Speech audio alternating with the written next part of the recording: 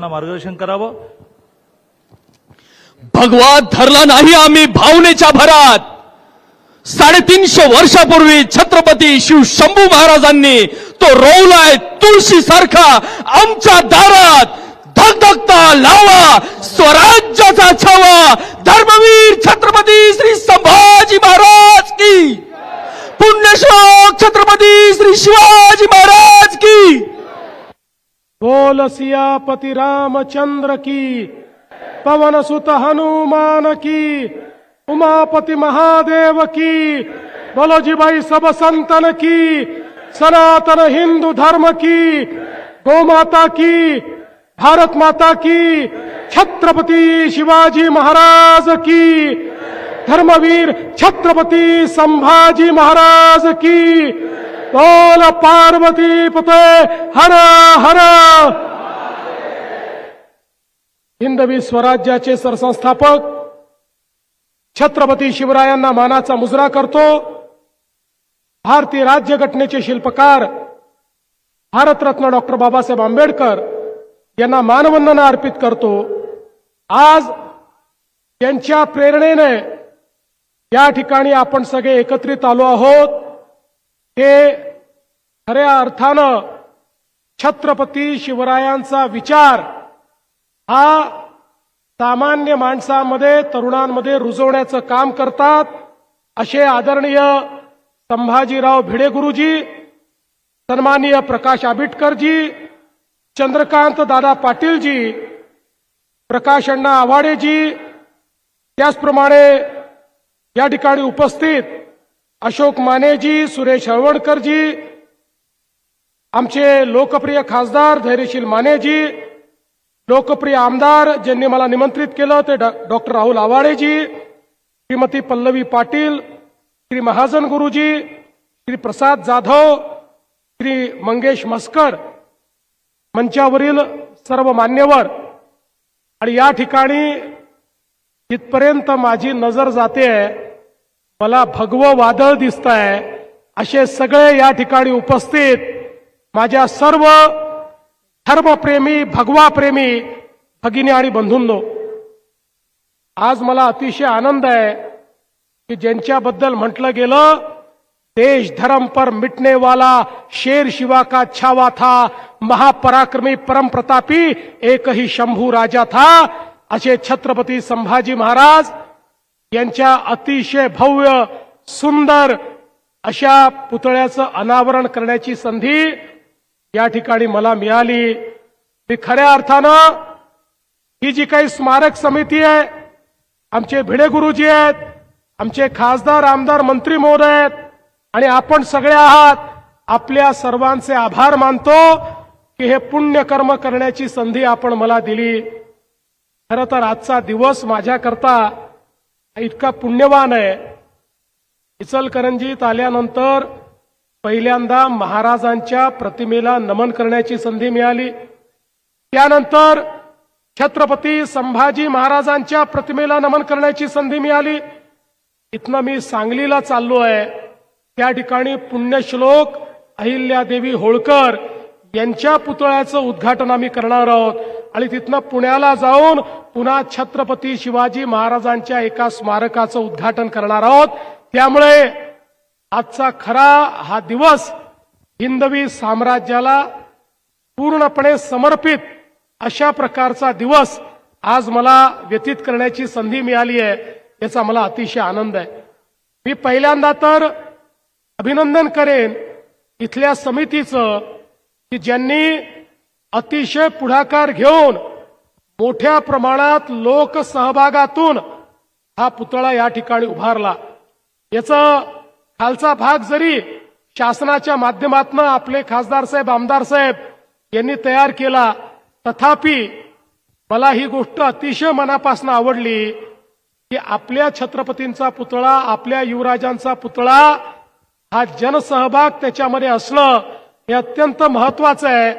कारण हा शासनाचा पुतळा असू शकत नाही, हा जनतेचाच पुतळा आहे, हे जनतेचंच स्मारक आहे आणि म्हणून मी आपल्या इचलकरंजीकरांचं अतिशय मनापासून अभिनंदन करतो। आणि जसं खासदार साहेब बोलले, हे शहर भगवं शहर आहे.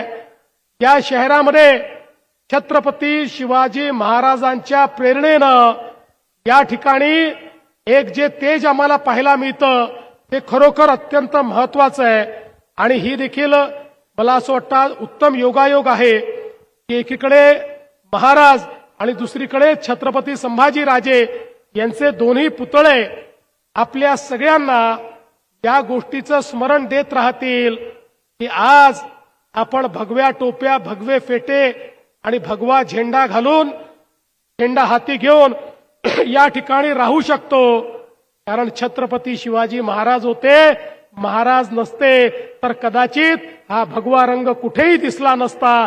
आणि म्हणून हे जे महाराजांचे उपकार आपल्यावर आहेत ते आपण कधी फेडू शकत नाही. खऱ्या अर्थानं छत्रपती संभाजी महाराजांचा इतिहास हा या देशातला असा दैदिप्यमान इतिहास आहे की जो प्रत्येकापर्यंत पोचलाच पाहिजे. दुर्दैवाने आमच्या देशामध्ये छत्रपती शिवरायांचा आणि छत्रपती संभाजी महाराजांचा इतिहास हा स्वातंत्र्यानंतर देखील दाबण्याचा प्रयत्न झाला. अगदी काल परवापर्यंत सीबीएसई मध्ये जे इतिहास शिकवला जायचा त्या इतिहासामध्ये मुघलांच्या इतिहासाला 17 पानं होते आणि माझ्या राजाला केवळ एक पॅरेग्राफ दिला होता. एका पॅरेग्राफ मध्ये अशा प्रकारचे छत्रपती झाले एवढं सांगितलं जायचं आणि 17 पानं आम्ही बाबर, अकबर, औरंगजेब हे सगळं शिकायचो. पण मी धन्यवाद देईन मोदी साहेबांना, त्यांनी निर्णय बदलला आणि आता एका पॅरेग्राफ मध्ये मुघली साम्राज्य आलं आणि छत्रपती शिवाजी महाराजांच्या इतिहासाला 21 पानं हे या ठिकाणी इतिहासामध्ये स्थान मिळालं.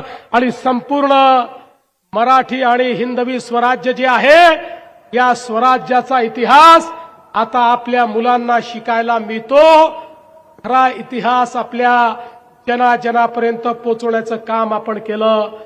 अरे छत्रपती संभाजी महाराज एक अशी तळपती तलवार होती. 9 वर्ष त्या ठिकाणी औरंग्याला त्यांनी झुंजवत ठेवलं. त्या औरंगजेबाला वाटलं आता छत्रपती शिवाजी महाराज नाही, या महाराष्ट्रामध्ये जाऊन मी त्या ठिकाणी संपूर्ण महाराष्ट्र कब्जात घेईल आणि महाराष्ट्र कब्जात आला तर हिंदवी स्वराज्य संपून जाईल. त्याला काय माहिती होतं की एक छावा त्या ठिकाणी होता जो रक्षणाकरता तयार होता. औरंगजेब या ठिकाणी आला पण मराठ्यांनी त्याची कबरच या ठिकाणी खोदली. औरंगजेबाला कधी हा मराठी मुलूक जिंकू दिला नाही. 9 वर्षामध्ये 120 लढाया छत्रपती संभाजी महाराज लढले. एकही लढाई कधी हारले नाही. अरे या ठिकाणी दगा झाला नसता तर या छाव्याला पराजित करण्याची ताकद कुठल्या औरंग्यामध्ये नव्हती, कुठल्या मुघलामध्ये नव्हती. अशा प्रकारचा लढवय्या होता. रणनीती असेल, युद्धनीती असेल, या सगळ्या गोष्टी तर त्यांना माहितीच होत्या. पण वयाच्या 14व्या वर्षी संस्कृतचा ग्रंथ लिहिणारे, संस्कृतचे पांडित्य देखील याच आमच्या छत्रपती संभाजी महाराजांच्या ठाई होते. 11 भाषा ठाऊक असलेला आमचा राजा, ज्यांना त्या ठिकाणी इतक्या मोठ्या प्रमाणात साहित्याची निर्मिती केली, नाट्याची निर्मिती केली, शौर्य काय असतं ते आपल्याला सांगितलं. खऱ्या अर्थानं सूर्यासारखी प्रतिभा असलेले आमचे संभाजी महाराज होते. आणि म्हणूनच दुर्दैवाने छत्रपती संभाजी महाराज हे जर त्यावेळी दग्या फटक्यामध्ये शहीद झाले नसते तर या देशाचा इतिहास वेगळा राहिला असता. अर्थातच छत्रपती शिवाजी महाराज आणि छत्रपती संभाजी महाराजांनी क्रांतीची जी ज्योत पेटवली होती त्यामुळे त्यानंतरही मराठे थांबले नाही. आणि खऱ्या अर्थानं त्यानंतर झुंजवत या मोगली साम्राज्याचा नायनाट करून या संपूर्ण भारतामध्ये अफगाणिस्तान पर्यंत हिंदवी स्वराज्य नेण्याचं काम हे या ठिकाणी मराठ्यांनी केलं. आणि खऱ्या अर्थानं छत्रपती शिवाजी महाराजांनी जी ज्योत पेटवली होती ती तेवत ठेवण्याचं काम झालं. आणि म्हणूनच हे केवळ पुतळे नाही आहेत, हे स्मरण आहे आमच्या इतिहासाचं.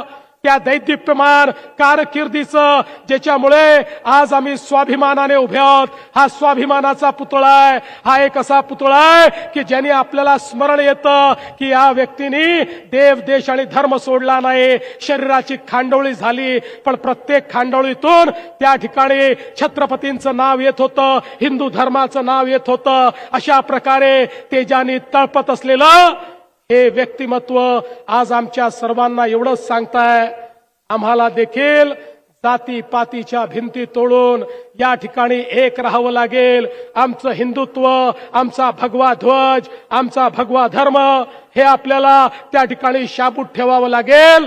हा हिंदुस्तान जर हिंदुस्तान ठेवायचा असेल तर प्रत्येक हिंदुस्थानी नागरिकाला त्या ठिकाणी त्याच्यातलं हिंदुत्व हे जागृत ठेवावं लागेल. आणि म्हणूनच आज या ठिकाणी भिडे गुरुजींसारखे आमचे जे गुरुजी आहेत हे ज्या प्रकारे छत्रपतींचा इतिहास हा प्रत्येक युवामध्ये रोपित करण्याचा प्रयत्न करतात, त्यातनं एक अशी पिढी तयार होते जी स्वाभिमानी आहे, ज्याला आपला इतिहास माहिती आहे. आणि आज त्याचंच एक प्रतीक या ठिकाणी या पुतळ्याच्या माध्यमातून आपल्याला पाहायला मिळत आहे. म्हणून मी आपल्या सगळ्यांचं, इचलकरंजीकर आपल्या सर्वांचं अतिशय मनापासून मी अभिनंदन करतो.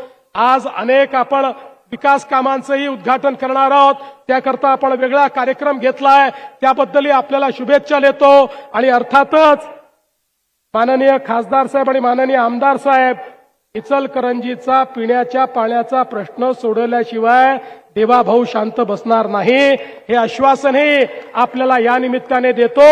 आणि पुन्हा एकदा आपण हे पुण्यकर्म करण्याकरता मला निमंत्रित केलं त्याबद्दल आपले आभार मानून मी माझे 2 शब्द संपवतो. धन्यवाद. जय हिंद, जय महाराष्ट्र. छत्रपती शिवाजी महाराज की. सर्व समितीचे सदस्य माननीय देवेंद्रजी फोटो काढत असताना माननीय सुरेशराव हळवंकर आभार प्रदर्शन करतील.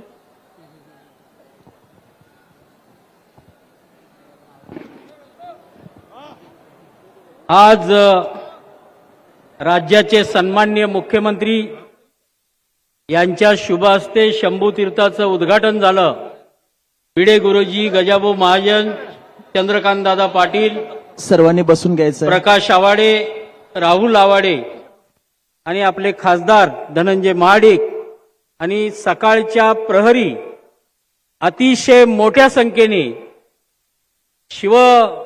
संभाजी महाराजांच्या या स्मारकासाठी आलेले हे इचलकरंजीतील हजारो शिवभक्तांचं या ठिकाणी अभिनंदन करून आजचा कार्यक्रम संपला असं जाहीर करतो. या ठिकाणी यानंतर भिडे गुरुजींचं सगळ्यांनी बसून घ्या. भिडे गुरुजी आपल्याशी बोलणार आहेत. सगळे बसा.